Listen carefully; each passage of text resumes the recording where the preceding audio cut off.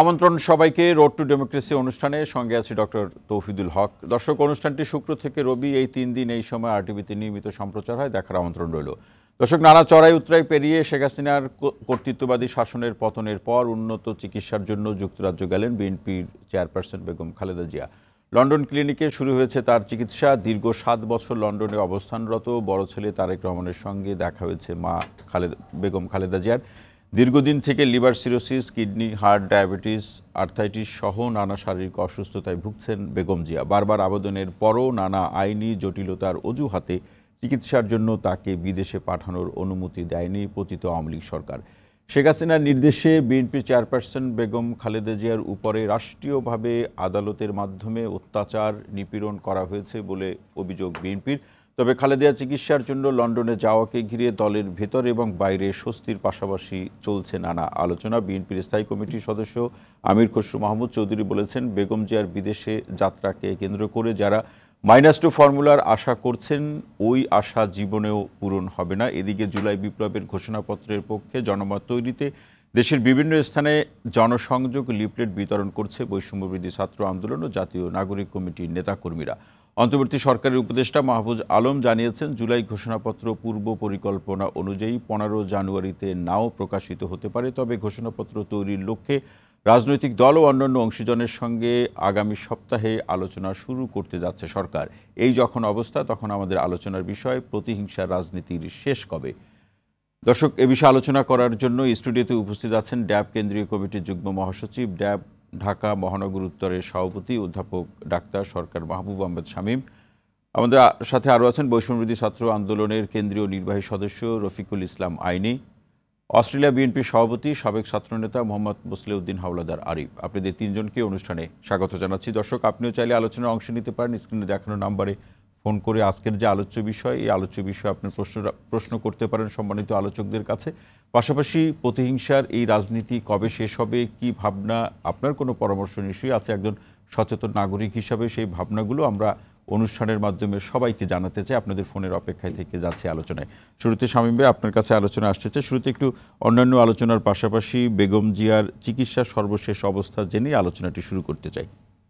জি, madam আসলে London হসপিটালে পৌঁছেছেন, এটা দেশবাসী সবাই জানেন। আজকেও প্রেস ব্রিফিং করেছেন আমাদের স্থায়ী কমিটির সদস্য অধ্যাপক AZM জাহিদ হোসেন। তাছাড়া আমরা অন্যান্যভাবে যেভাবে জেনেছি, ম্যাডাম ভালো আছেন। ম্যাডাম আসলে যেদিন থেকেই আমি যেটা আজকে আসলে আলোচনা করতে চাই, আসলে মানসিকভাবে চাঙ্গা থাকলে যে কোনো কিছুই শরীরের রোগ ব্যাধি সব কিছুকে মানসিক শক্তি দিয়ে পরাভূত করতে হয়। তো সেদিক থেকে ম্যাডাম অনেক ভালো আছেন। তার মধ্যে যেদিন শেখ হাসিনার পতন হলেন, তারপর থেকে ওনার যে মানসিক প্রশান্তি এবং দেশবাসীকে যে এই জগদ্দল পাথর থেকে বের করে আনতে পেরেছেন, তার কারণে উনি যে মানসিক শক্তি পেয়েছেন, সেই শক্তির এখন চূড়ান্ত ফর্মে অবস্থান করছেন। উনি 7 বছর পরে পরিবারের সাথে মিলিত হয়েছেন, আমাদের দেশনায়ক তারেক রহমানের সাথে মিলিত হয়েছেন, পুত্রবধূ জুবাইদা রহমান, নাতনি জাইমা রহমান সহ অন্যান্য যত ক্লোজ আত্মীয় স্বজন সবার সাথে দেখা করেছেন। তাতে তার যে শক্তি বেড়েছে এবং মানসিক প্রশান্তি তৈরি হয়েছে, তাতে তার চিকিৎসা শুরু করা অনেক সহজ হয়েছে। আজকে ডাক্তাররা বিভিন্ন ধরনের পরীক্ষা নিরীক্ষাগুলো করেছে। আমরা মূলত যে ব্যাপারটা নিয়ে আসলে এই লন্ডন হসপিটালে যাওয়া হয়েছে, কারণ আপনারা জানেন যে ম্যাডামের লিভারের মধ্যে 2টো স্ট্যান্ট লাগানো হয়েছিল, একটা রিং পরানো হয়েছিল, এবং এই জন্য এখন লিভার ট্রান্সপ্লান্ট করা লাগবে কি লাগবে না, ওনার কি অবস্থান, অ্যাসেসমেন্টটা কি হবে, সেটা জানার জন্য আসলে এখন বিভিন্ন পরীক্ষা নিরীক্ষা শুরু হয়েছে এবং ডায়াগনোসিস শুরু হয়েছে। এবং ডাক্তার ইতিমধ্যে আশ্বস্ত করেছেন যে এই লন্ডন হসপিটালেই ম্যাডামের সকল ধরনের চিকিৎসা আসলে সম্পন্ন হবে। আমরা আরও একটা কথা জানতাম যে আমেরিকাতে যাওয়ারও একটা পরিকল্পনা আমাদের দলের রয়েছে। তো সেটাও হয়তো বা লাগবে না যদি লন্ডন হসপিটালেই ম্যাডামের সকল চিকিৎসাগুলো হয়। আমরাও প্রত্যাশা করি শামীম ভাই যে দ্রুত চিকিৎসা এবং ম্যাডাম ভালো আছেন, ম্যাডামের প্রত্যেকটা প্যারামিটার উন্নত হয়েছে। জি, আমরা এই আলোচনার সাথে এটা একটু শুনতে চাই যে আসলে আমরা যে প্রতিহিংসা রাজনীতি গত 15 বছর আমরা দেখেছি, বিএনপি রাজনৈতিক দল হিসাবে এবং বিএনপির অনেক নেতাকর্মী যেভাবে হামলা মামলার শিকার হয়েছেন, এই নতুন বাংলাদেশে এই প্রতিহিংসার রাজনীতি থাকবে না, সেই লক্ষণগুলো কতটুকু দেখেন? আমাকে যদি আপনি বিএনপির পক্ষ থেকে বলতে বলেন, বিএনপি প্রতিহিংসার রাজনীতি কখনো করে নাই।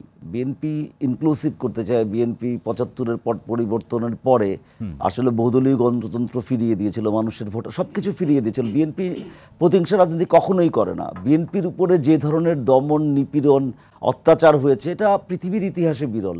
এই ১৫-১৭ বছর ধরে যা আমাদের উপরে স্টিম রোলার চালিয়েছে, এর মধ্যে বেঁচে থাকা, টিকে থাকা, এটাই তো একটা বিশাল বিষয়। এবং আমাদের প্রতিটি নেতাকর্মী যেই পরিমাণে নির্যাতিত হয়েছে, প্রতিটা মানুষ, একেবারে টপ থেকে শুরু করে ম্যাডাম খালেদা জিয়া থেকে শুরু করে তারেক রহমান থেকে শুরু করে একেবারে নিচ লেভেল, একদম সাধারণ ওয়ার্ড পর্যায়ের কর্মী যারা, তারাও অসম্ভব নিপীড়নের শিকার হয়েছে।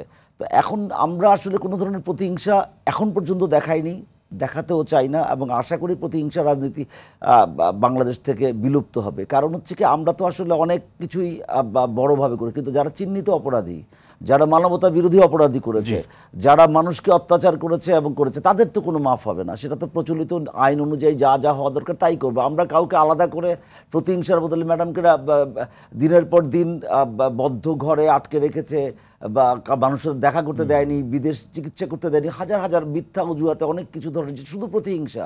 এই ধরনের কোনো প্রতিহিংসা বিএনপির হাইকমান্ডও দেখায়নি এবং নেতাকর্মীরা ওটা ভাবে না। জি, শামীম ভাই অসংখ্য ধন্যবাদ। আমি রফিকুল ইসলাম আইনি আপনার কাছে আসতে চাই যে আগামী বাংলাদেশে প্রতিহিংসার যে রাজনীতির কোনো সুযোগ থাকবে না এবং যারা অভিযুক্ত আইনি প্রক্রিয়ার মধ্যে দিয়ে বিচার হবে, যেটি অধ্যাপক ডাক্তার শামীম ভাই বলছেন।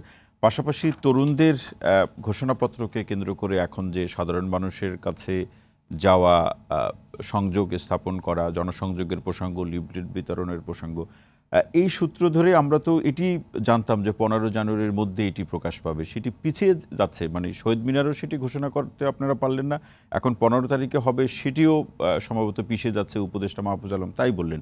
এমনটি কেন হচ্ছে? ভিতরের রহস্য কি? ধন্যবাদ। প্রক্লেমেশন কেন্দ্রিক যে একটা আলোচনা সমালোচনা চলছে ইতিমধ্যেই, আমরা কিন্তু জুলাই বিপ্লবের অভ্যুত্থানের ব্যানার হিসাবে বৈষম্য বিরোধী ছাত্র আন্দোলন মনে করেছে যেটা আমাদের দায়িত্ব, জনগণের কাছে আমরা দায়বদ্ধ, যে শহীদদের ওপর রক্তের উপর দিয়ে আমরা নতুন বাংলাদেশ গড়তে চাচ্ছি এবং যে আহতরা এখন হসপিটালের বেডে কাতরাচ্ছে, তাদের দায়বদ্ধতার জায়গা থেকে আমরা মনে করেছি যে প্রক্লেমেশনে ঘোষণা দেওয়া উচিত। তো সেই জায়গা থেকে আমরা কিন্তু উদ্যোগ নিয়েছি। উদ্যোগ নেওয়ার পরে ওখানে বিভিন্ন দল মত, আমাদের বাংলাদেশের বিভিন্ন স্টেক হোল্ডার, ওনারা হলো এখানে কনসার্ন জানিয়েছে। তারপর সরকার আমাদের সাথে আলোচনা করব। কনসার্নটার বিষয়টা কি? কনসার্নের বিষয় প্রতিবদ্ধ কি? হ্যাঁ, কেউ কেউ মনে করেছেন খুবই অল্প সময় হয়েছে, এটা অল্প সময়ে এত বড় একটা কাজ প্রক্লেমেশন সেটা সম্পন্ন হতে পারে না। ওনাদের মতামত থাকতে পারে, ওনাদের আরও বিভিন্ন কনসার্ন থাকতে পারে, অথবা আমরা যেই মতামতগুলো দিয়েছি সেগুলোর উপরও তাদের কারো আপত্তি থাকতে পারে কোনো দলের। তো এই বিষয়কে কেন্দ্র করে তো ওটা একটা যৌক্তিক আমরা মনে করি ওই জায়গা থেকে। সেজন্য আলোচনার মাধ্যমে সরকারের সাথে আমরা একটা সুনির্দিষ্ট সময় দিয়েছি। ওই সময় সরকার পক্ষ স্পষ্ট বলেছে যে 15 দিন এটা যথেষ্ট। এখন যদি এই পর্যায়ে এসে সরকার ভিন্ন সুরে কথা বলে এবং বলতে চায় যে 15 দিনের ভিতর দেওয়া সম্ভব না, তাহলে এটা আমি মনে করি এখানে দুইটা বিষয়। এক, হয়তোবা সরকারের এখানে গাফলতি থাকতে পারে, সরকার খুবই ধীরগতিতে এই কাজটা করতেছে, অথবা ভিন্ন কোনো সরকারের তালবাহানা অজুহাত থাকতে পারে। তাতে কি আপনাদের সুরও পরিবর্তন হবে কিনা? আপনি বলছেন যে সরকারের সুর যদি পরিবর্তন হয় তাতে বৈষম্য বিরোধী ছাত্র আন্দোলনের সুর পরিবর্তন হবে না, কিনা? সরকারের সুরের সাথে বৈষম্য বিরোধী আন্দোলনের সুর মানে পরিবর্তন হওয়ার প্রশ্নই আসে না। আমরা আমাদের মতো করে কাজ করে যাচ্ছি। যেই 15 দিন আমরা সময় নিয়েছি আপনারা দেখেছেন, সেই 15 দিন কিন্তু আমরা বসে নেই। আমরা এই প্রক্লেমেশনের ঘোষণাপত্র নিয়ে মানুষের দাঁড়ে দাঁড়িয়ে যাচ্ছি, রিক্সাওয়ালার কাছে যাচ্ছি, শ্রমিকের কাছে যাচ্ছি, জনসাধারণের কাছে যাচ্ছি। আমরা জানতে চাচ্ছি প্রকৃতপক্ষে তাদের জন আকাঙ্ক্ষা কি। যেহেতু সরকার একটা সময় নিচ্ছে, বিএনপি, জামাত সহ অন্যান্য ইসলামিক রাজনৈতিক দল সহ যত সংগঠন রয়েছে, আন্দোলনের স্টেক হোল্ডার রয়েছে, তারা যেহেতু চাচ্ছে তাদের কনসার্ন নেওয়া হোক, তাদের মতামত নেওয়া হোক, তো সেই জায়গা থেকে আমরা মনে করি জুলাই অভ্যুত্থানে সকল নাগরিকের একটা মতামত ওই জায়গায় যাওয়া দরকার। এখানে আমরা বৈষম্য বিরোধী ছাত্র সেই কাজটা মূলত করতে যাচ্ছি। তো ওই জায়গা থেকে আমরা জনগণের কাছে যাচ্ছি, রিচ করতেছি, তাদের মতামত শুনতেছি। আমরা সেই জায়গা থেকে সরতেছি না। এখনো পর্যন্ত আমাদের পক্ষ থেকে আবেদন থাকবে যে সরকার যেন 15 তারিখের ভিতরে ঘোষণা করে। যদি সেটা হচ্ছে না, এখন কথা হচ্ছে সেটা হচ্ছে না, তো সরকারের পক্ষ থেকে এখন আহ্বান এসেছে যে আমাদেরকে ধৈর্য ধারণ করতে বলা হচ্ছে। এখন আমার প্রশ্ন না, আপনারাই করবেন কিনা 15 তারিখের মধ্যে? সরকার যদি না করে আপনারাই উদ্যোগ নিয়ে আবার করবেন কিনা? না, জুলাই অভ্যুত্থানের প্রক্লামেশন তো ঘোষণা হবে, এই ব্যাপারে সকল দল মত নির্বিশেষে সকলেই একমত। তবে সময় নিয়ে যাদের কনসার্ন ছিল, আমি মনে করি যে হয়তোবা সরকার আবারও একটা যদি এটার একটা ঘোষণা দেয় যে আমরা নির্দিষ্ট একটা তারিখ বলে তাহলে মনে হয় আবার সবার কাছে বিষয়টি ক্লিয়ার এই হবে। জায়গায় ছোট্ট একটা প্রশ্ন এই পর্যায়ে আনি, সেটি হচ্ছে যে এই জুলাই ঘোষণাপত্র ঘোষণার প্রসঙ্গ ধরে কবে ঘোষণা হতে পারে, সেক্ষেত্রে একটা আলোচনা রাজনীতিতে আছে, গুঞ্জনের মতোই আছে যে এটি ঘোষণা করলে নতুন এক বাস্তবতা তৈরি হতে পারে। তাহলে এমন কি ঘোষণাপত্রে এমন কি বিষয়গুলো থাকবে যেটি ঘোষণা হলে নতুন বাস্তবতা তৈরি হতে পারে, রাজনীতিতে নতুন বাস্তবতা তৈরি হতে পারে, সংস্কারের প্রশ্নে নতুন বাস্তবতা তৈরি হতে পারে, এরকম আলোচনা আছে?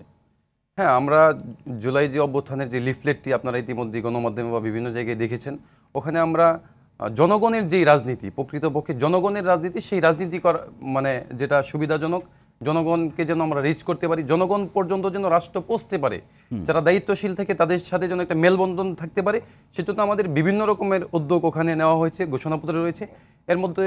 এর মধ্যে অন্যতম একটি রয়েছে সংবিধান সংস্কার অথবা সংবিধান পুনর্লিখন, যেটা তো আমরা এই বিষয়টা উল্লেখ করেছি ওখানে। যেমন বিগত যে সংবিধানটা আমরা দেখেছি সেটা জনগণকে রিচ করতে পারিনি, একতান্ত্রিক একটা সংবিধান হয়েছিল যেটাকে একটা দল পুঁজিবদ্ধ করে সেটা তাদের দলগতভাবে তারা ওই সংবিধানকে ইউজ করেছে, ব্যবহার করেছে। তো আমরা সেই জায়গা থেকে মনে করি জনগণকে রিচ করতে পারে, জনগণের আবেদন আকাঙ্ক্ষা পূরণ করতে পারে এমন একটি সংবিধান প্রণয়ন হওয়ার দরকার। এর মধ্য দিয়ে নতুন বাংলাদেশের যাত্রা শুরু হবে এবং এর মধ্যে আরও বিভিন্ন রকমের সংস্কার আমরা ইতিমধ্যে বলছি যে নতুন রাজনৈতিক বন্দোবস্ত, যে ফেসিবাদীর যে এই ব্যবস্থার অবশ্যই বিলোপ হতে হবে।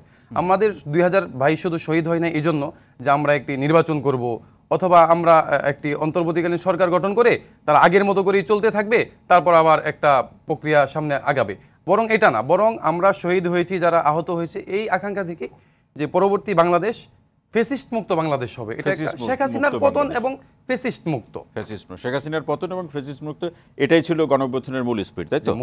রফিকুল ইসলাম আইনি, অসংখ্য ধন্যবাদ। মসলিউদ্দিন হাওলাদার আরিফ ভাই, আসতে চাই যে আসলে শুধু নির্বাচনের জন্যই গণঅভ্যুত্থান হয়নি সেটি আইনি বললেন, আপনার আলোচনা শুনবো। আমার প্রশ্নটি হলো যে এখানে যে সংস্কারের যে প্রসঙ্গ, সংস্কারের জন্য সরকারের পক্ষ থেকে যে আয়োজনগুলো বা যে ব্যবস্থাগুলো বা কমিশনগুলো হয়েছে, সেক্ষেত্রে সেই কমিশনগুলোকে তার প্রতিবেদন উপস্থাপন করা, সেই প্রতিবেদন বাস্তবায়নের পরিবেশ, কিন্তু এই জায়গাতে রাজনৈতিক দলগুলোর পক্ষ থেকে যেটা আমরা দেখছি যে আসলে দ্রুত সময়ের মধ্যে নির্বাচনের প্রসঙ্গ, কিন্তু আইনি তো বললেন তারা বৈষম্যবিরোধী ছাত্র আন্দোলন এবং জাতীয় নাগরিক কমিটি, তারা বলছে যে আসলে শুধু নির্বাচনের জন্য তো গণঅভ্যুত্থান হয়নি। তাহলে এই শিক্ষার্থীদের সাথে রাজনৈতিক দলের তো একটা পরস্পর আলাপ আলোচনার মধ্যেই তো বিষয়টি ঠিক করতে হবে, নাকি এখানে মতানৈক্য বনৈক্য বা দূরত্ব অনেক বেড়ে যাচ্ছে?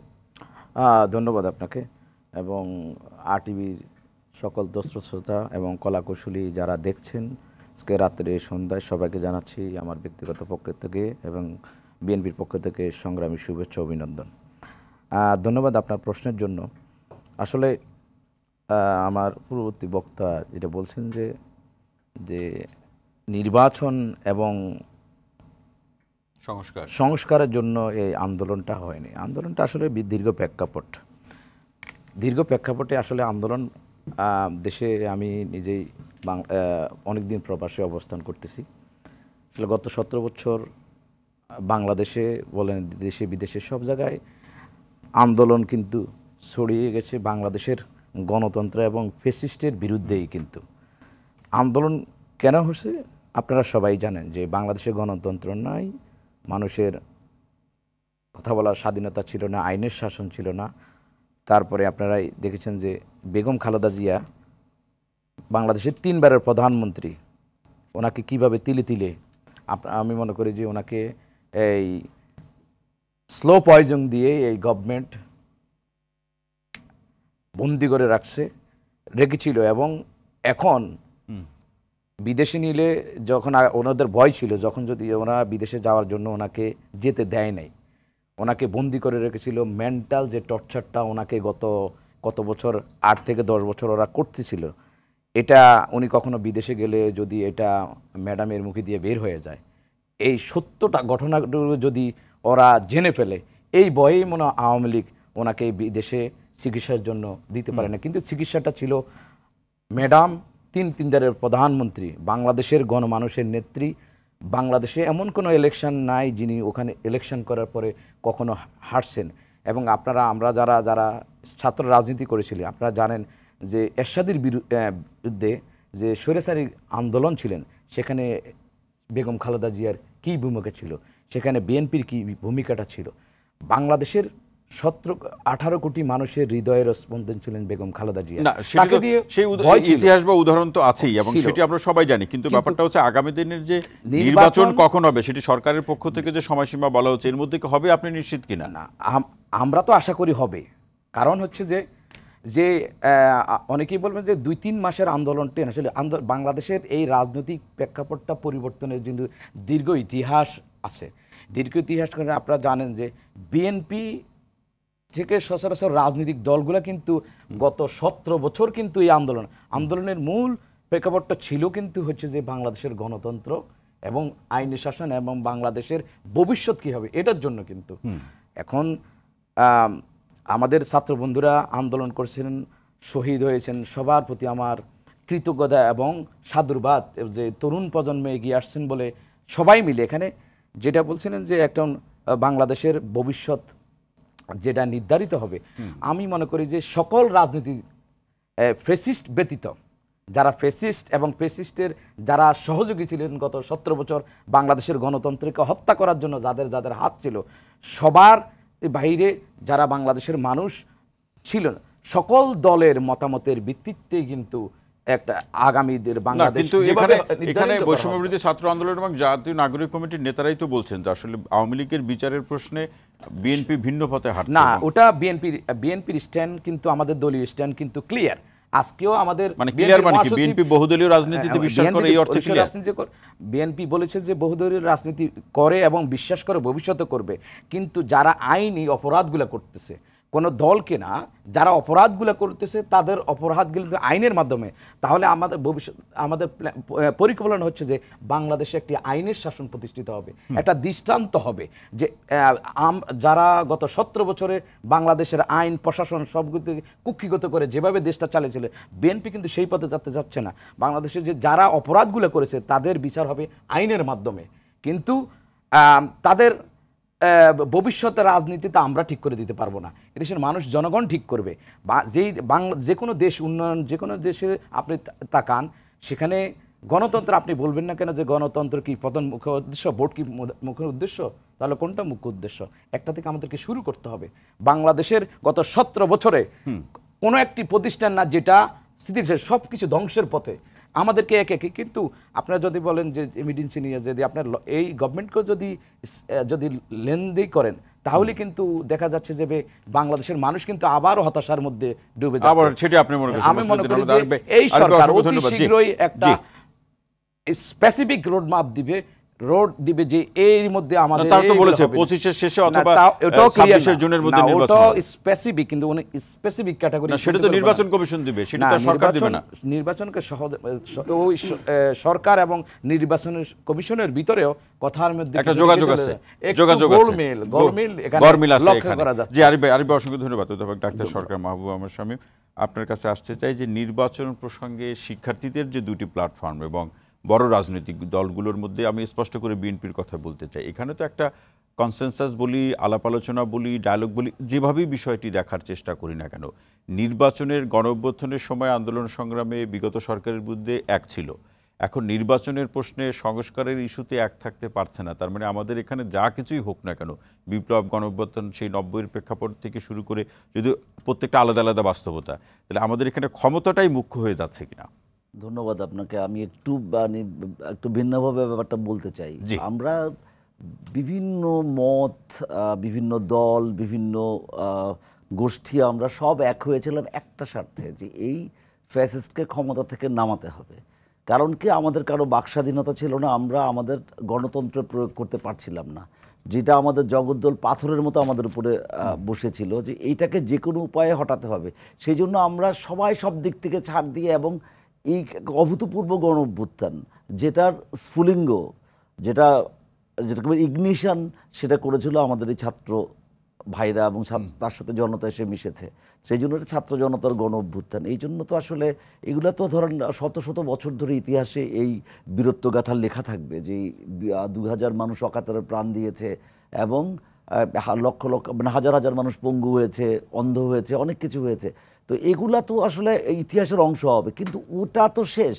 যখন হলো তারপরে যে কথা আসছে আমাদের সবকিছু, যে সবকিছু সংস্কার আমরা তো না, এখন একসাথে সবে করতে এই পারবো না। আলোচনাটি আছে আমি যে যেটা এখন যে বলতে চাচ্ছি- আলাপ আলোচনা হচ্ছে শিক্ষার্থীদের সাথে রাজনৈতিক দলগুলো, আমি- তাতে আমি একটু- আমি- এই আমি ইতিহাস আসছি, কতটা আমি ভালোভাবে আসছি। লেখা থাকবে সেটাই নিয়ে তো প্রশ্ন না, উঠছে। ইতিহাস একসময় রেকটিফাই হবেই হবে। ইতিহাস তার নিজস্ব গতিধারায় এই এত বছর ধরে আওয়ামী এক ধরনের ইতিহাস লিখেছে, সেই ইতিহাস আবার কালের পরিক্রমায় শুদ্ধতা আসবে না। এটা তো আপনার কোনো ইতিহাসই তো সবসময় বিজয়ীর পক্ষে থাকে, বিজয়ীর পক্ষে ইতিহাস লেখা হয়। তবে এটার ঘাত প্রতিঘাত এবং এটার বিভিন্ন ধরনের ভার্সান, পাল্টা ভার্সান, এগুলো দিয়েই একটা ইতিহাস নিজস্ব গতিবোধ যারা তৈরি করে প্রাণ দিল নেবে। জাতি বা রাজনৈতিক দলগুলো, তাদের কতদিন মনে থাকবে, নাকি এটা ক্ষমতার অবশ্যই পালাবদলে মনে থাকবে। সবকিছু ভুলে ক্ষমতার যাবে? পালা বদলের বিষয় না, সবকিছু তো আসলে আমরা তো রাজনীতি কেন করি? রাজনীতি করি দেশ গড়ার জন্য, এবং দেশ গড়ার জন্য প্ল্যাটফর্ম লাগে, দেশ গড়ার জন্য ইনস্টিটিউশন লাগে, সেই জন্য ক্ষমতায় যেতে হয়। এটাই তো কথা। সংস্কার বলে করে যে আমরা যে ক্ষমতা, আমরা নির্বাচনে যাব বলছি, সংস্কার একটা চলমান প্রক্রিয়া, সবসময় সংস্কার হতে হবে। সংস্কার ছাড়া কোনো জাতি, কোনো দেশ কিছুই আসলে টিকে থাকতে পারে না। সংস্কার করতে হবে, সংস্কার যুগের চাহিদা। তো এটার জন্য আমাদেরকে প্ল্যান করতে হবে, স্বল্পমেয়াদী এখন যেটা করা দরকার, মধ্যমেয়াদী, দীর্ঘমেয়াদী। সবটা তো আমরা তো সেই ম্যান্ডেট নাই যে আসলে সব সংস্কার আমরা করে না, ফেলবো। কিন্তু আপনারা তো আমরা বলছেন ম্যান্ডেট যে এই নিয়েছিলাম। সরকার সকলের সরকার, জন আকাঙ্ক্ষার Yes, সরকার। আমরা সকলের সরকার, আমরা সাপোর্ট করছি। আমরা কেন করেছি? কারণ ফ্যাসিস্টকে উৎখাত করার জন্য সবাই মিলে আমরা একটা ইন্টারিম গভর্নমেন্ট তৈরি করেছি। অন্তর্বর্তীকালীন সরকারকে আমরা সবাই সাপোর্ট দিচ্ছি, কারণ এই সময়টুকুতে যাতে আমাদের সব কিছু ঠিকঠাক মতো চলে, দেশটা পরিচালিত হয়।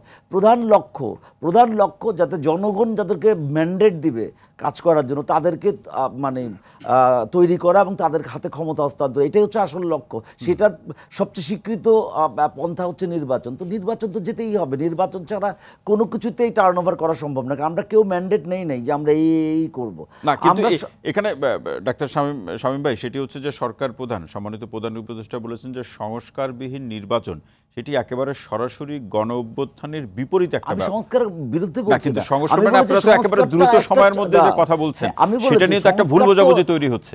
আমি তো সেটাই বলছি, সংস্কার চলমান প্রক্রিয়া, এটা একটা স্বল্পমেয়াদী। এখন যে সমস্ত ইমিডিয়েট সংস্কার করা প্রয়োজন সেগুলোর কথা আমরা কিন্তু বলছি। শিক্ষার্থীরা BNP বলতে বলছি। শুধু নির্বাচনের জন্য গণ অভ্যুত্থান শিক্ষার্থীরা হয়নি। বলতেই পারে, এটা এখন তো আমার মত প্রকাশের অধিকার আছে, শিক্ষার্থীদের আছে, ওনার আছে, সবার আছে, সবাই কিন্তু সবার সকল কথা মত বলবে। একটা জায়গায় আসতে হবে আর ভাই। সেটার জন্য আলোচনা হবে, নিশ্চয়ই আলোচনা হবে, নিশ্চয়ই আমাদের সেই যে দ্বার খোলা আছে, আমাদের অবশ্যই আলোচনার মাধ্যমে বের হয়ে আসতে হবে। আমরা তো মারামারি করব না, আমরা প্রতিপক্ষ না। আমরা ওর মতটা, ও যেটা ওরা যেটা ভাবছে, আমি হয়তো বা অন্যভাবে ভাবছি, উনি হয়তো বা আরেক রকম ভাবে ভাবছে, কিন্তু আমার ভাবনা তো আমি বলতে দিতে আগে তো বলতে পারতাম না। আমার মত আমি দিচ্ছি, উনার মত উনি দিচ্ছে, যেটা গ্রহণযোগ্য হবে, আলোচনার মাধ্যমে আসবে, সেটাই হবে ওদের। কারণ যে কোনো ভালো কাজ করতে গেলে তো ইয়াং ফোর্স লাগে। ইয়াং ফোর্সের মাথা থেকে কোনো ধরনের খারাপ চিন্তা, কুটিল চিন্তা কম বের হয়। এই সূত্র, এই ইয়াং এনার্জি, মানে আপনি বলছেন যে আলাপ আলোচনার মধ্যে দিয়ে সবকিছু ঠিক হবে। আলাপ আলোচনা ছাড়া আর কি উপায় আছে আমাদের? এবং আলটিমেটলি সকল পথ এসে নির্বাচনে ঠেকবে। অসংখ্য ধন্যবাদ। নির্বাচনটাই আসল। বিপরীত একটা ন্যারেটিভ যে আছে ডাক্তার শামীম ভাই, সেটা আমি একটু আইনির কাছ থেকে শুনে, আইনি আপনার কাছে আসতে চাই। এটা খুবই ভালো, গণতন্ত্রের সবচেয়ে ভালো কথা যে যখন কোনো মতানৈক্য তৈরি হবে অথবা নতুন সিদ্ধান্তের ক্ষেত্রে, যেটি ডাক্তার শামীম ভাই বললেন, তার অভিজ্ঞতার প্রেক্ষাপটে অতীত রাজনৈতিক দক্ষতার মধ্য দিয়ে, আলাপ আলোচনার মধ্য দিয়ে হবে, একটা পলিটিক্যাল ডিসকোর্স হবে, সেটা আমরা সবাই প্রত্যাশা করি। কিন্তু যে বাস্তবতার মধ্যে দিয়ে যাচ্ছেন, আপনারা ঘোষণা দিয়েছেন নতুন দল আসি করছে, 2-1 মাসের মধ্যে নতুন দল আসবে, আমি যদি ভুল না করে থাকি। পাশাপাশি ঘোষণাপত্রের প্রসঙ্গ যে বিষয়গুলো উল্লেখ থাকবে, সেক্ষেত্রে কোনো রাজনৈতিক দলের আপত্তি কিংবা বিরোধিতা, সেই প্রসঙ্গও আছে। তাহলে এখন যে অবস্থায় বাংলাদেশের রাজনীতি আছে, সংস্কার এবং নির্বাচনকে কেন্দ্র করে আলোচনায় বসা যাবে। বাংলাদেশে আলাপ আলোচনার ক্ষেত্রে খুব ভালো, কিন্তু মুশকিল হলো যে আলোচনার যে সিদ্ধান্ত হয় সেটি বাস্তবায়নে আমরা অনেক সময় অতীত প্রেক্ষাপটে পিছিয়ে থাকি। সামনে কি আলাপ আলোচনার ভিত্তিতে যে গৃহীত সিদ্ধান্ত হবে, সেটি সেই আলোচনা অনুষ্ঠান থেকে বেরিয়ে সবাই মানবে, এমনটি বিশ্বাস করতে পারেন আপনারা? 5 মাস হলো সরকারের। আচ্ছা দেখেন, আমরা যে 71 থেকে যে 75, সেই রাজনীতি আমরা দেখতে চাই না। আবার 1-11-এর রাজনীতিও কিন্তু আমরা দেখতে চাই না, আমরা স্পষ্ট ভাষায় বলছি। তো সেই জায়গায় আরিফ ভাইয়ের শুরুর যে অংশ বক্তব্যের, সেটার সাথে আমি দ্বিমত পোষণ করছি। উনি বলেছেন যে এই সরকারকে সবকিছুর ম্যান্ডেট দেওয়া হয়নি, উনি সংস্কার চাচ্ছেন, কিন্তু উনি বলছেন যে সংস্কার কিছু করে তারপর নির্বাচন দিয়ে দিবে, মেইনলি উদ্দেশ্য হলো নির্বাচন। আমি এই কথার সাথে দ্বিমত পোষণ করছি। আর দ্বিতীয় যে উনি যে কথাটা বলছেন যে আলোচনার মাধ্যমে হতে পারে, ঠিক আছে, সকল রাজনৈতিক দল, আমরা তো ইউনিটি চাচ্ছি এই মুহূর্তে, সব থেকে আমাদের বেশি দরকার ইউনিটি, ঐক্য। আমরা এই জিনিসটাই কিন্তু চাচ্ছি। সকল রাজনৈতিক দল, সকল ক্রিয়াশীল সংগঠন, সকল স্টেক হোল্ডার সবাই যদি আমরা এক জায়গায় আসতে পারি, নেশনের জায়গায়, জাতীয়তার জায়গায়, দেশপ্রেমের জায়গায়, তাহলে আমি মনে করি প্রতিহিংসা রাজনীতি থেকে আমরা বের হতে পারবো। ফাটল ধরলো কেন? আচ্ছা, এই জায়গায় আমি আরেকটা প্রশ্ন রেখে যেতে চাই প্রফেসর শামীম ভাইয়ের কাছে। উনি যে বক্তব্য দিয়েছেন যে আমরা একটা জায়গায় ঐক্যবদ্ধ হয়েছিলাম, ঐক্যের জায়গাটায় আমি আসতেছি। একটা জায়গায় আমরা ঐক্যবদ্ধ হয়েছিলাম ফ্যাসিস্ট হাসিনা সরবে, কিন্তু আমার প্রশ্ন হলো তাহলে কি ফেসিবাদী এই সিস্টেম হাসিনার সেটা থাকবে? ফেসিস্ট হাসিনা ছড়বে কিন্তু ফেসিস্ট ব্যবস্থা থাকবে, এটা কিভাবে হয়? আমার ফেসিস্ট হাসিনাকে সরানোর সাথে সাথেই তো আমাদের জন আকাঙ্ক্ষা এটা এই ফেসিবাদী ব্যবস্থার বিলোপ। এই ফেসিবাদী ব্যবস্থার বিলোপ ছাড়া আপনি এখানে যাকেই বসাবেন, আমাকেও যদি বসান, আমার খুবই সদিচ্ছা রয়েছে, কিন্তু আমাকেও যদি বসান এই যে একটা সিস্টেম ফেসিস্ট সিস্টেম, আমি দুদিন পরে ফেসিস্ট হয়ে উঠব। আমি এখানে খুব একেবারে সরল মন নিয়ে প্রশ্নটা করছি যে ব্যবস্থার বদল হলো, সবকিছু নতুন করে আবার শুরু হলো, যারা ক্ষমতা আসলো XYZ, যারাই ABCD যারাই ক্ষমতা ছিল, তারা এসে আবার সেই ফ্যাসিস্ট হলো, তখন কি হবে? তখন কি আবার আন্দোলন? না, এখন দেখেন যদি এরকম চলতে থাকে যে আরেকটা দল আসবে, তাদের তো ইতিহাস থেকে শিক্ষা নিতে হবে। এই যে 2024 ইতিহাসের সবচেয়ে বড় শিক্ষা তো ইতিহাস থেকে কেউ শেখে না। না, এখন যদি কেউ না শিখে তাহলে বাংলাদেশের জনগণ তো বুলেটের সামনে দাঁড়িয়েছে, আমরা খালি হাতে বুলেটের সামনে দাঁড়িয়ে বিপ্লব করেছি। তো সুতরাং নতুন করে যদি কোনো ফেসিস্ট হয়, আবার ছাত্র জনতা দাঁড়াবে, আবার জনগণ দাঁড়াবে, বাংলাদেশের মানুষ ছাড়বে না তো কাউকে। আগামীর বাংলাদেশে সকল যে কেউ এসে এই ফেসিবাদী ব্যবস্থার প্রমোট করবে, এটাকে ওন করবে, তাদের বিরুদ্ধে জনগণ রুখে দাঁড়াবে। এই এক মন মানসিকতা বাংলাদেশের মানুষের এখন তৈরি হয়ে গিয়েছে। আমরা ইতিমধ্যে যে লিফলেট নিয়ে বিভিন্ন জায়গায় যাচ্ছি, তাদের কথা এটা। জনগণ কি বলছে? একটা জিনিস দেখেন, আপনি অবাক হবেন, এই যে আমরা জনগণকে রিচ করতেছি, খুব সুন্দর সুন্দর আমাদের উপলব্ধি হচ্ছে। অনেক বৃদ্ধ মানুষ, অনেক শ্রমিক, অনেক রিক্সা চালক, তারা এটা খুবই খুশি হচ্ছে যে রাষ্ট্র কিভাবে চলবে, আগামীর বাংলাদেশ কিভাবে গড়বে, তার কাছে মত চাওয়া হচ্ছে। বিগত ফেসিস্ট সিস্টেমের মধ্যে থাকতে থাকতে তাদের একটা ধারণা বদ্ধমূল হয়ে গিয়েছিল যে রাষ্ট্র হয়তোবা আমলারাই চালা, রাষ্ট্র হয়তোবা MP মন্ত্রীরাই চালা, আমাদের কোনো অধিকার নাই। কিন্তু আমরা এই জিনিসটা তাদেরকে নিশ্চিত করতে চাই, নাগরিক জায়গা থেকে তাদের এই অধিকার রয়েছে। যে ফেসিবাদ ব্যবস্থা আপনারা বলেন নয়া রাজনৈতিক নয়া বন্দোবস্ত হতে হবে, এই ব্যাপারগুলো তো অনেক কঠিন শব্দগতভাবে, আসলে এটা বলতে আপনারা কি বোঝান? দেখেন, যদি ফেসিস্ট যে ব্যবস্থার কথা আমরা বলছি বা নতুন রাজনৈতিক বন্দোবস্তের কথা বলছি, জি, একটা মূল থিম যদি আমি বলি যে বিগত সরকার অথবা যেভাবে সিস্টেমটা চলছে, যে আমলাতান্ত্রিক একটা সিস্টেম, আমি এটাকে যদি স্পেসিফিক বলি যে সংসদ থেকে আইন পাস হয়েছে জনগণের জন্য, আইনটা অবশ্যই জনগণের জন্য, কিন্তু ওখানে লক্ষ্য করা হয়নি যে এটা জনগণের জন্য কল্যাণজনক নাকি ক্ষতিকর, লাভজনক নাকি ক্ষতিকর, এটার প্রতি লক্ষ্য করা হয়নি। কিন্তু সিস্টেম কি হওয়া উচিত ছিল? উচিত হওয়া ছিল জনগণ কি চাচ্ছে সেই অনুযায়ী সংসদে আইন পাস।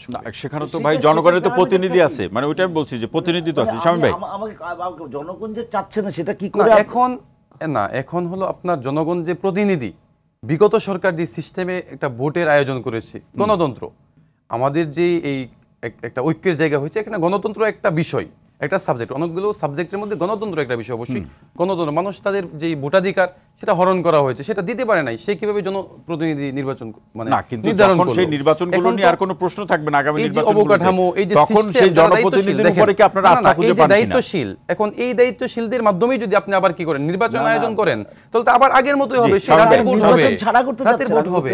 ফেসিবাদী ব্যবস্থা মানে কি আপনারা যারা জনগণ ভোট দেওয়ার পরেও যদি যারা নির্বাচিত হবে তারাও জনগণের কথা বলবে না? না না, তারা অবশ্যই জনগণের কথা বলবে, কিন্তু আমাকে আপনি বলেন বিগত 3টা নির্বাচন যে হয়েছে তারা কি সেটাই তো, সেটা হয় নাই, যেটাই হোক, কিন্তু সিস্টেম তো ওখানে বাংলাদেশ গভর্নমেন্ট সেটা দেখেছে, নির্বাচন হওয়ার কথা, কিন্তু নির্বাচন হয় নাই। নির্বাচন হলেই তো সবকিছু হবে। আপনাকে তো সেটা মানতে হবে যে বিগত গভর্নমেন্ট সেটা নির্বাচন হিসেবে দেখিয়েছে আপনাকে, আপনি চুপ ছিলেন অথবা প্রতিবাদ করেছেন, সেই প্রতিবাদ কোনো কার্যকর ফল নিয়ে আসে নাই, সুতরাং আপনাকে কি করতে হবে? সেটা তো একদম এসে আপনাদের নেতৃত্বের জায়গাটি তো, শিক্ষার্থীদের নেতৃত্বের জায়গাটি তো রাজনৈতিক দলগুলো অত্যন্ত সম্মান এবং রাজনৈতিকভাবে একটি প্রক্রিয়ার মধ্যে দিয়ে সেটি একটা অবস্থা হিসাবে সেটি বিবেচনা করছে। কিন্তু আপনাদের মধ্যে থেকে কেউ কেউ বলছে যে আসলে বিএনপির কি অবদান ছিল বা অন্যান্য রাজনৈতিক দলগুলোর কি অবদান ছিল, এই কথা যখন বলা হয় তখন একটা ভুল বোঝাবুঝির জায়গা তৈরি হয় না? রফিক ভাই, আরিফ ভাই, কি মনে হয় এই ভুল বোঝাবুঝির অবসান কিভাবে হবে? ধন্যবাদ। আসলে ছাত্র জনতা বলতে কি, তো আমরা মেনটা থিমতে ছিল কি, বাংলাদেশে একটা বৈষম্যের বিরুদ্ধে একটা আন্দোলন, বৈষম্যের বিরুদ্ধে আমরা তো এখনই বৈষম্য করতেছি, তাহলে আমাদের ট্রাস্টটা গেল কই? বৈষম্য মানে হচ্ছে যে আপনারা এখানে ডিভিশন করতেছেন, মানে এখন ডিভিশন বা বৈষম্যটা ডিভিশনটা কোথায়? করতেছেন, না, কোথায় এখন ডিভিশনটা কোথায়? ডিভিশনটা করতেছেন। একটা গ্রুপ বলতেছেন যে আমরাই আন্দোলনটা সব করেছি, আমরাই করছি। যখন ছাত্র জনতা আন্দোলনটা করছিল, ছাত্র জনতাকে, ছাত্র জনতা ছাত্র দলের একজন কর্মী ছিল, ছাত্র শিবিরের একজন কর্মী ছিল, সাধারণ ছাত্র ছিল, ঢাকা বিশ্ববিদ্যালয় তাহলে আপনি এখন যেহেতু আপনি যদি বৈষম্য ছাত্র আন্দোলনের একটা সংগঠন হলো, সংগঠন যদি আমরা তাহলে কিন্তু একটা ব্যারোমিটার একটা ডিভিশনের মধ্যে যাচ্ছে, তাহলে সেই বৈষম্যটা হচ্ছে যে ডিভিশনটা ভাগাভাগি না। আর আমি আসলে যেই পয়েন্ট, এই পয়েন্টটা না, আমি যেই পয়েন্টটা করলাম, আমাকে আসলে স্পেসিফিক ভাবে আইনি যে কথাটা বলতে পারছে না, আমার মনে হচ্ছে যেটা আমাকে বুঝাতে পারছে না, সেটা হচ্ছে যে সিস্টেমটাকে, মানে কোনটাকে আমার ফেসিবাদী সিস্টেম বলা হচ্ছে। না, আপনি কি বিগত যে সিস্টেমটা ছিল বিগত বা যে system তো একটা কাঠামো, রাষ্ট্রীয় একটা কাঠামো, না, এখানে আইনে আপনি দাঁড় করেছেন সংবিধান পুনর্লিখন হলে বা বিগত সংবিধান বাতিল হলে সকল সমস্যার সমাধান হয়ে যাবে না, এটা সংবিধান একটা অন্য, আপনি যা কিছুই একটা সংস্কার করতে যাবেন গিয়ে দেখবেন এটা সংবিধানে যে ঠেকতেছে। যেমন এই যে আমি যদি স্পেসিফিক বলি যে গণ অভ্যুত্থান হয়েছে, অভ্যুত্থানের পরবর্তীতে স্বাভাবিকভাবে একটা আপনার খুনি শেখ হাসিনা এবং তার যে দল, এটা তো আসলে কোনো রাজনৈতিক দল হতে পারে না। আপনি বলছেন যে 3টা নির্বাচন দিয়েছে, আপনিই বললেন, প্রফেসর শামীম ভাই বললেন যে এগুলো নির্বাচন হিসাবেই গণি না, মানে অর্থাৎ সে হলো অবৈধ সরকার হিসাবে ছিল। এটা তো কোনো রাজনৈতিক দলই হইতে পারে না, এরা তো খুনি, এরা ফেসিস্ট এবং এরা হলো আপনার হত্যাকারী। সুতরাং এরপরে 5 আগস্টের পরে যদি আমরা দেখি, কিছু বিষয় নিয়ে আমরা দাবি পেশ করেছি, ওই জায়গায় থেকে কিন্তু অনৈক্য শুরু হয়েছে। দেখেন আওয়ামী লীগের নিষিদ্ধকরণ আমরা ওই জায়গা থেকে চেয়েছি। কেন? এটা একটা মানে হত্যাকারী সংগঠন। কাদের জন্য হচ্ছে না? এটা কাদের জন্য হচ্ছে না? আমাদের দেশে যে রাজনৈতিক সংগঠনগুলো তারা এখানে একমত হচ্ছে না কেন এই ব্যাপারে? এবং চুপ করে সবাই বলছে কি আমরা চুপ করে অপসারণ চাচ্ছি। আচ্ছা বলেন, সবাই বিরোধিতা করছে সরকার কি? জি, যদি সরকার অবৈধ থাকে, যদি বিগত সরকার অবৈধ, কিন্তু প্রফেসর শামীম ভাই বললেন যে বিগত সরকার অবৈধ ছিল, তার নির্বাচনে কি ছিল না, বৈধতা ছিল না, জনপ্রতিনিধি যে নির্বাচন হয়েছে সেটা তো কালো ভোটে, রাতের ভোটে। সুতরাং না, কিন্তু ওখানে যে রাষ্ট্রপতি তিনি কিভাবে থাকেন, তো এই ব্যাপারটাই আপনারা সিদ্ধান্ত একমত হতে পারলেন না কেন আরিফ ভাই? একমত হওয়া গেল না কেন? এটা ওনারা উত্তর দেন। বলুন আরিফ ভাই, বলুন সংকট আইনি, এই যে টু দা পয়েন্ট, আমি আসছি, সাংবিধানিক সংকট তৈরি হবে না। আমার দিকে জায়গাটাই আমরা কথা বলতে চাই, এটাই হলো সিস্টেম। এই জায়গাটাই যদি আমরা কি করতে পারি, প্লিজ আমাকে এটা শেষ করতে দিবেন। ফার্স্ট অফ অল কোশ্চেনটা হচ্ছে যে এই গভর্নমেন্টটা কি বিপ্লবী সরকার? না। আপনার কাছে কি মনে হয় কি ধরনের সরকার এটি? এটা হচ্ছে যে মানে বৈষম্য আন্দোলনের মাধ্যমে একটা গঠিত সরকার, যার আইনি রেমিডিয়েন্স হচ্ছে যেটা আইনিভাবে সাংবিধানিক সরকার। এটা কারণ আপনি যদি বিপ্লবী সরকার ঘোষণা করতেন, সেটা তো এই সরকারের উপদেষ্টা, আইন মন্ত্রণালয়ের উপদেষ্টা উনিই বলেছিলেন যে আমাদেরই একটা মিস্টেক হয়ে গেছে, যে আমরা এটা তো আমার বিএনপির এখানে দোষ না, এখানে আপনারা বিপ্লবী সরকার করেন নাই, এটা আপনারা সাংবিধানিক সরকার। এখন আপনি যদি কোনো কিছু সংস্কার আপনি করেন, সব কিছুর এখতিয়ার তো আপনাদের নাই। অতএব যেহেতু আপনি সাংবিধানিক সরকার, প্রস্তাবগুলো আসবে। আর গত 17 বছরের আন্দোলনের শুনেন, 17 বছর আগে বিএনপি আমরা আন্দোলনে নেমেছি কি জন্য? বাংলাদেশে ভোটারবিহীন নির্বাচন হচ্ছে। আন্দোলন কিন্তু আমরা শুরু করেছি 14 সালে 157 জন বিনা ভোটে পার্লামেন্টে। না, কিন্তু শিক্ষার্থীরা তো বলছে আপনারা আন্দোলন করে কিছু করতে পারেন নাই। না না, আন্দোলন তো 3 মাসের। তাহলে সেটা হচ্ছে যে আপনি যদি 1971 সালের বাংলাদেশের মুক্তিযুদ্ধটা কি যদি 9 মাসের বছরের, আমাকে একটু বলতে, আপনি যদি বিগত 16 বছরের কোন আন্দোলন কখনো 3 মাসে হয় নাই। শুনেন, যে কোনো একটা বাচ্চা প্রসবিত হয় কিন্তু একদিনে, কয়েক সেকেন্ডে, কিন্তু এই বাচ্চাটা একটা মায়ের গর্ভে 8 থেকে 9 মাস 10 মাস সে মা লালন করে, একদিন সে ভূমিষ্ঠ হয়, তারপরে পৃথিবীর আলো দেখে। এখন এই আন্দোলনের প্রেক্ষাপট মনে করেন না,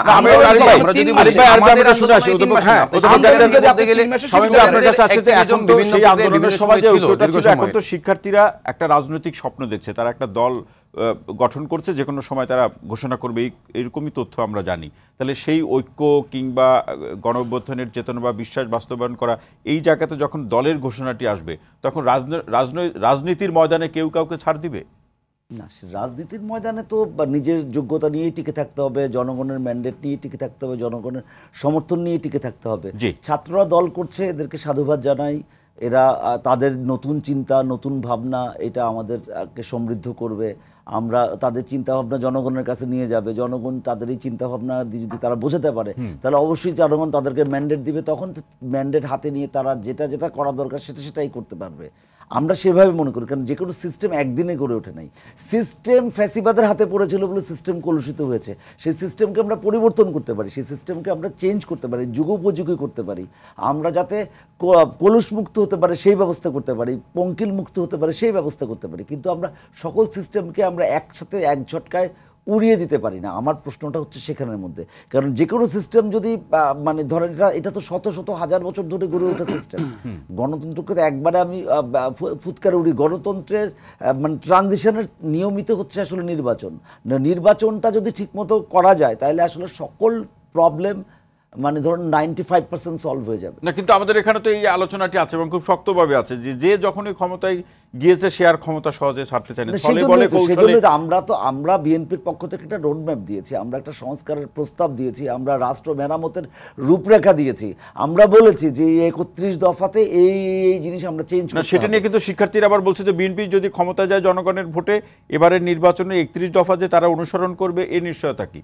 এটা তো আসলে জনগণ নির্ধারণ করে দিবে কারা কি করবে। জনগণ, আমরা যেটা আমাদের ক্ষমতার মধ্যে পড়বে, আমরা যদি নির্বাচিত হই তাহলে আমরা সেইভাবে করার লক্ষ্য, আমরা তো জাস্ট একটা রূপরেখা দিয়েছি, আমরা বলেছি যে আমরা এটা করতে চাই, মানুষকে বোঝাতে চাই এরকম ভাবে। কারণ আমি তো সবটা করে ফেলতে পারবো না, সবটা করতে হলে সবার সাপোর্ট লাগবে। যে আইনি আপনার কাছে প্রশ্নটি হচ্ছে যে আপনাদের দল নতুন দল আসবে এবং সেটা নিয়ে রাজনৈতিক অঙ্গনে আলোচনা শুরু হলো যে অন্যান্য যে রাজনৈতিক দলগুলো আছে যাদের সাথে আপনাদের মতাদর্শ মিল আছে তারা একত্রিত হয়ে নতুন কিছু হবে এবং সেই নতুন কিছু মানে কি আপনারা ক্ষমতা যাবেন, এরকম একটি আলোচনা আছে। যাবেন কি যাবেন না সেটা পরের ব্যাপার, নির্বাচনের জনসমর্থনের বিষয় আছে তো, কিন্তু আলোচনাটা হচ্ছে, গুঞ্জনটা হচ্ছে যে আপনারা ক্ষমতা যাবেন। এটা নিয়ে এই যে বিরোধের জায়গাটি শুরু হলো, বিভাজনের জায়গাটি শুরু হলো, এখন এটি তো ক্রমান্বয়ে বাড়তেই থাকবে নাকি? না, এটা বাড়তে বলতে আমরা চাই না যে প্রতিহিংসা রাজনীতি হোক। আমরা আবারও বলতেছি, আমি নেশনের জায়গা থেকে, জাতীয়তার জায়গা থেকে আমরা যদি এক হয়ে কাজ করতে পারি, ধরেন আমার একটা রোডম্যাপ থাকবে, আমার একটা প্ল্যান থাকবে, যেই সরকারে যেই গভর্নমেন্টে আসবে, জনপ্রতিনিধি নির্বাচিত হয়ে যেই সরকারে আসবে তারা এই প্ল্যানটা বাস্তবায়ন করবে। কেন? দেশের স্বার্থে, জনগণের স্বার্থে, জনকল্যাণের স্বার্থে। তো সেই জায়গা থেকে আমাদেরকে যদি মানুষ মনে করে যে আগামীর বাংলাদেশে নতুন দল হওয়া উচিত, নতুন দল আসবে, নতুন দল হবে, এবং তারা যদি জনগণকে আশ্বস্ত করতে পারে এবং জনগণ যদি মনে করতে পারে যে না, এই নতুন দল আমাদের জন আকাঙ্ক্ষা পূরণ করবে, তবে তারা আসলে ভালো হবে, তাদেরকে যদি তারা নিযুক্ত করে তাহলে ওকে ফাইন। আর যদি বিএনপি আসে, জনগণ যদি তাদের দিনের ভোট দিনে দিয়ে তাদেরকে নির্বাচন করে, ওকে ফাইন, তাদের জন্য শুভকামনা। কে আছে পৃষ্ঠপোষক হিসাবে, কি আছে? অনেকেই এই প্রশ্নটি করা হয়, অনেকেই জানতে চায়। আজকে একটু আমরা জানতে চাই যে আপনাদের এই যে দুটি সংগঠনের পিছনে পৃষ্ঠপোষক হিসাবে কে আছে? না, আমাদের এখনো ওইরকম কোনো প্ল্যান আমরা হাতে নিইনি যে আমাদের পৃষ্ঠপোষক সে রয়েছে, তমুক রয়েছে, এরকম না। আমরা এখনো একটা সাংগঠনিক প্রক্রিয়া, আলোচনাটি এরকম যে আপনারা কারো পরামর্শে চলছেন। আমরা আমাদের যে এখন বৈষম্য বিরোধী ছাত্র আন্দোলন, আমাদের একটি আহ্বায়ক কমিটি রয়েছে 4 সদস্য বিশিষ্ট, আপনারাই সিদ্ধান্ত নিয়ে থাকেন, এবং আমাদের একটা নির্বাহী কমিটি রয়েছে যে বডি, আমরাই আমাদের সিদ্ধান্ত নিয়ে থাকি এবং আমরাই এটা গ্রহণ করি। আসলে সমাধান দেখছেন খুব সহজভাবে? সমাধান হবে, ডেফিনেটলি সমাধান আছে। যে কোনো টানেলের শেষ প্রান্তে কিন্তু আলো সবসময় আছে এবং এটা থাকবে অবধারিত। আসলে আমাদের হচ্ছে বাংলাদেশ হিসেবে আমরা খুবই হতভাগ্য একটা জাতি। শহীদ রাষ্ট্রপতি জিয়াউর রহমানের যে উদ্ধৃতিটা আমি দিয়ে বলবো, শহীদ রাষ্ট্রপতি, আমরা বিএনপি যারা সমর্থন করি সবসময় বহুদলীয় গণতন্ত্রে বিশ্বাস করে, ছাত্ররা একটা রাজনৈতিক দল করবে, নতুন নেতৃত্ব সৃষ্টি হবে এবং বাংলাদেশের মানুষের আকাঙ্ক্ষা যদি বাস্তবায়ন হয় যে শহীদ রাষ্ট্রপতি জিয়াউর রহমানের যোগ্য উত্তরসূরি তারেক রহমান, জিয়াউর রহমানের একটা 31 দফা ঘোষণা আমরা অনেকদিন যাবত করতেছি, সে বিদেশে শিক্ষার্থীরা তো আস্থা পায় না। হ্যাঁ, আমরা ওটা হচ্ছে যে জনগণ নির্ধারণ করবে 31 দফা কি আছে কি নাই, এগুলো যদি বাংলাদেশের মানুষ মনে করে যে 31 দফা ভবিষ্যতে বাস্তবায়িত হলে, কিন্তু বাস্তবায়ন করতে হলে তো সরকারে যেতে হবে, প্রক্রিয়া যেতে হবে। যদি মানুষ মনে করে এটা পছন্দ করবে না, বিএনপিকে মানুষ ভোট দিবে না।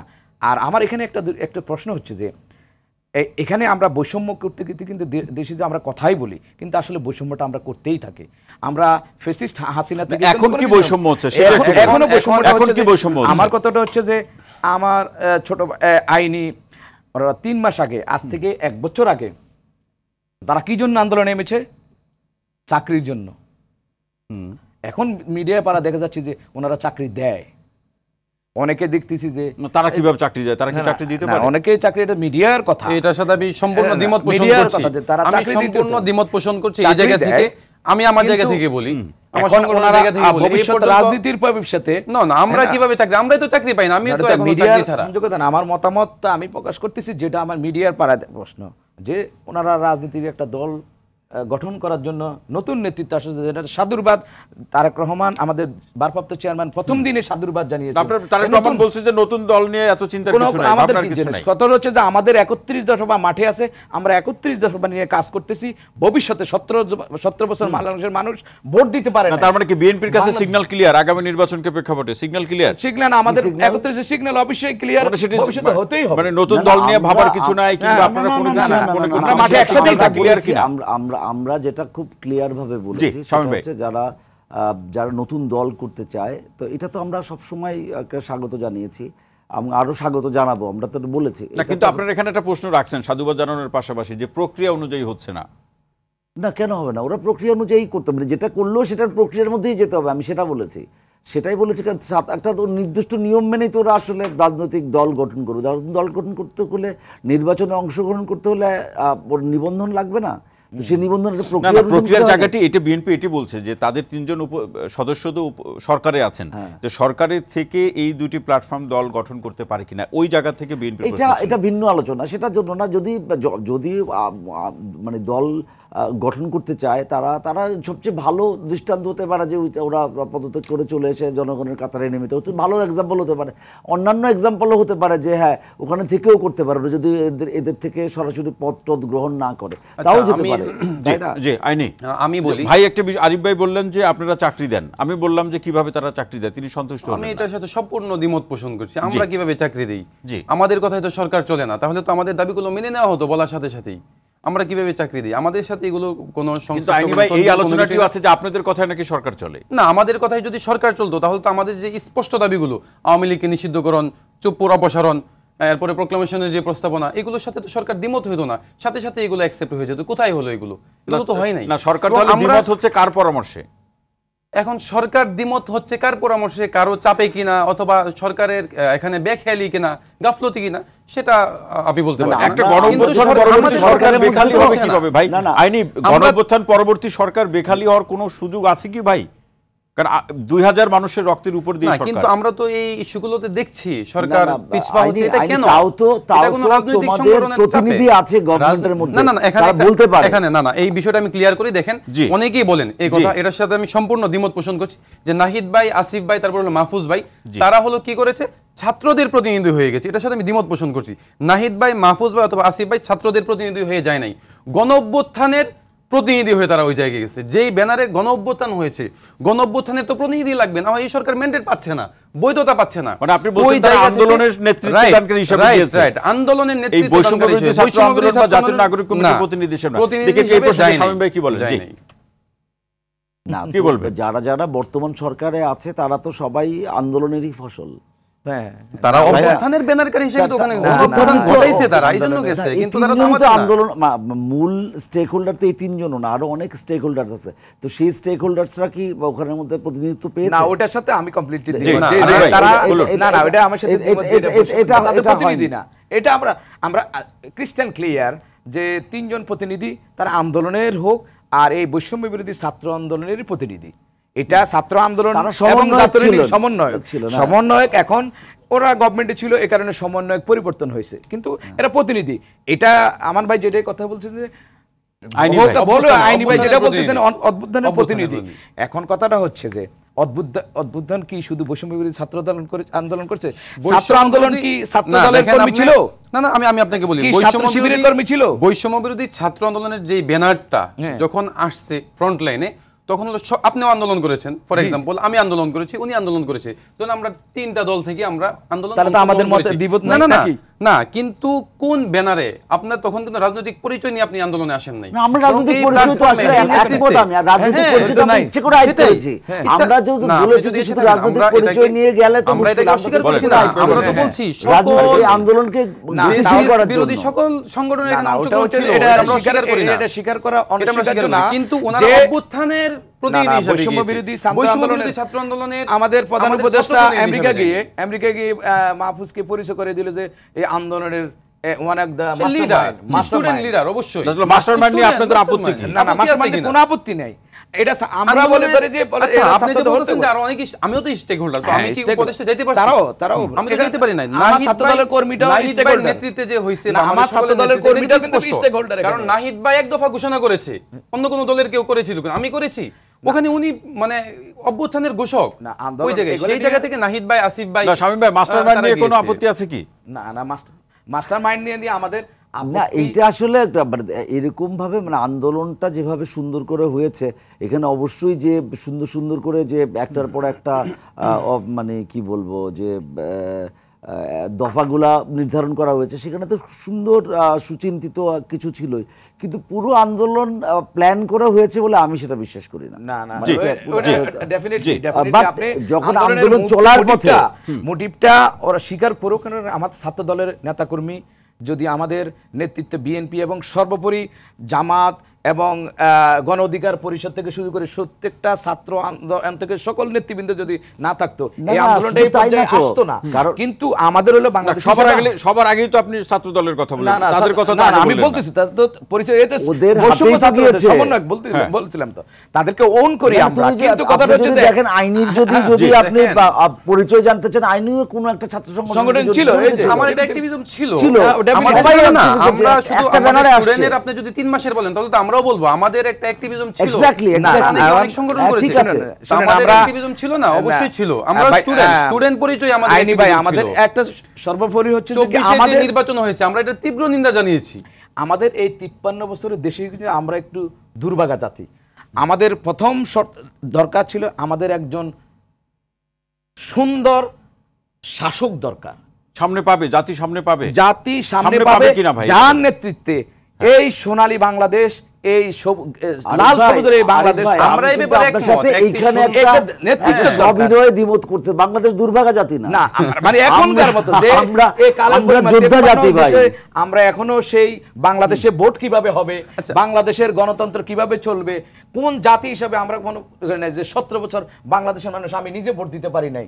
আমরা যারা এই বাংলাদেশে বিদেশে থেকে যারা রেমিডেন্স 2 কোটি রেমিডেন্স টাকা পাঠায়, সেই টাকা কই যায়? সেই টাকা আমরা শেষ করব। সরকারের কথা আমি একটু বলি, আমরা কিন্তু বলছি, দেখেন আমরা গণতান্ত্রিক যে অধিকার, আমাকে একটু বলতে দেন, আমাদের একেবারে এক লাইনই বলতে হবে। হ্যাঁ, এক লাইন, 1 মিনিট বলবো, 1 মিনিট। যে গণতান্ত্রিক যে অধিকার সেটা আমরাও ফিরিয়ে দিতে চাই, এই ব্যাপারে আমরা একমত। জি শামীম ভাই, এখন কথা হলো আমরা বলছি একদম শেষের দিকে আপনি বলুন, শেষ লাইনটা বলুন। চলমান, সেটা আপনাকে বুঝতে হবে। আজকেও আমরা অসংখ্য ধন্যবাদ ভাই, অসংখ্য ধন্যবাদ। আজকে সময় দিতে পারতাম, শামীম স্যারের কথা শুনে শেষ করি। জি শামীম ভাই।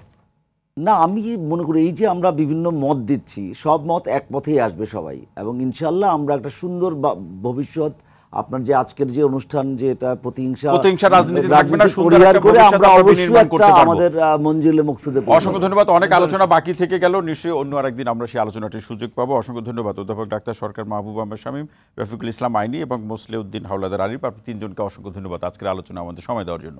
প্রিয় দর্শক, আজকের মতো রোড টু ডেমোক্রেসি অনুষ্ঠানটি এখানে শেষ করছি। সবাই ভালো থাকুন, সুস্থ থাকুন, নিরাপদে থাকুন। সঙ্গে থাকার জন্য অসংখ্য ধন্যবাদ।